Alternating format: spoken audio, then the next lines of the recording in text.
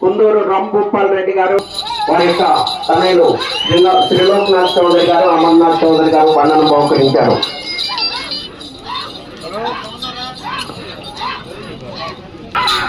కుందూరు రాంభూపాల్ రెడ్డి గారు, గుంపమ్మ దిన్నే, సిరివెల్ల మండలం, నంద్యాల జిల్లా వారి దశ ప్రదర్శనిస్తున్నాయి. బోడిగిత్త, గుండగిత్త, నిలబడుతున్నటువంటి గిత్త బోడిగిత్త, లాపుతున్నటువంటి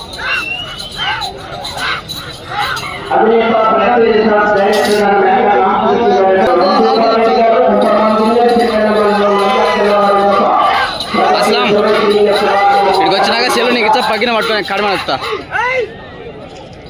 సెల్లు నేను కడమ ఎత్తాను పట్టుకో. ఇది